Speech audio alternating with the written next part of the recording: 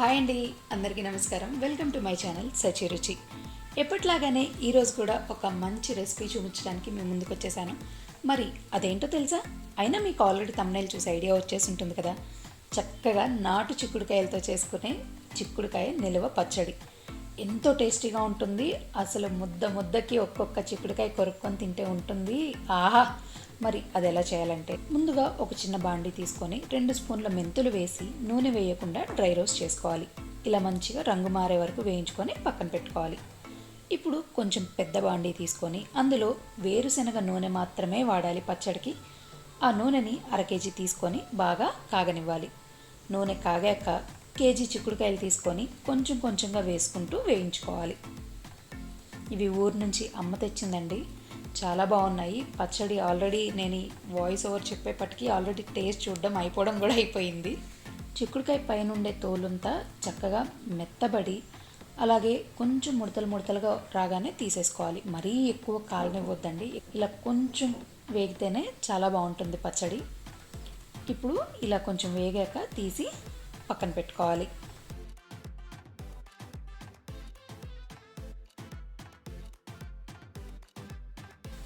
ఇలా మొత్తం చిక్కుడుకాయలన్నింటినీ కొంచెం కొంచెంగా వేసుకుంటూ వేయించేసుకోవాలి.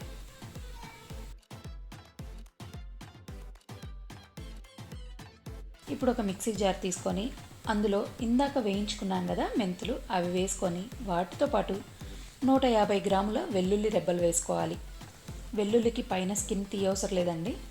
మరీ మెత్తగా కాకుండా ఇలా కొంచెం బరకగా మిక్సీ పట్టుకోవాలి.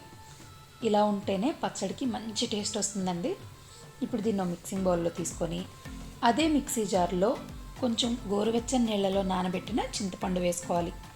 చింతపండు అప్పటికప్పుడు వేసుకుంటే నలగదండి తొందరగా. ఇలా కొంచెం నానబెట్టి వేసుకుంటే తొందరగా నలుగుతుంది. ఇప్పుడు ఈ చింతపండుని మెత్తగా పేస్ట్ లాగా చేసుకోవాలి. ఒకసారి ఇలా కలిపి చూసామంటే అందులో ఏమన్నా చిన్న చిన్న గింజలు అలా ఏమైనా పొరపాటున ఉన్నా కూడా మనం క్లీన్ చేసుకోవచ్చు. ఇప్పుడు ఇందులో 200 గ్రాముల కారం వేసుకోవాలి.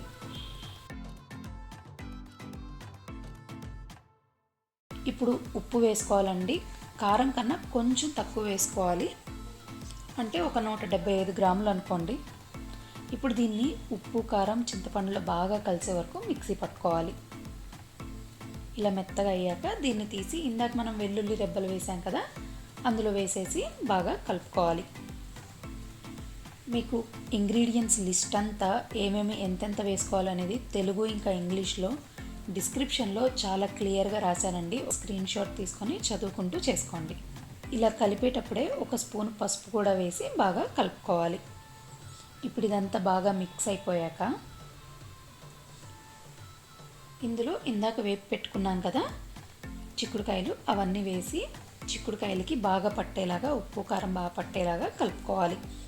మరీ గట్టిగా కలిపేయొద్దండి. చిక్కుడుకాయ పచ్చడి కాయగా తింటేనే బాగుంటుంది.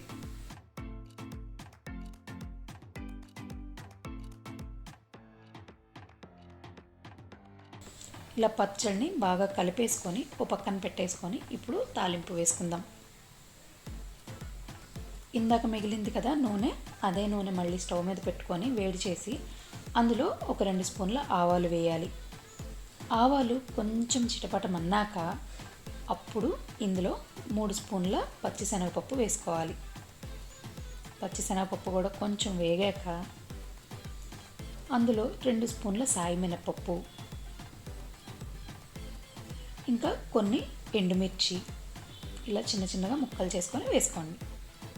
అలాగే దంచుకున్న వెల్లుల్లిపాయ అండి, ఒక పెద్ద వెల్లుల్లిపాయ తీసుకొని అది బాగా దంచుకొని వేసుకోండి.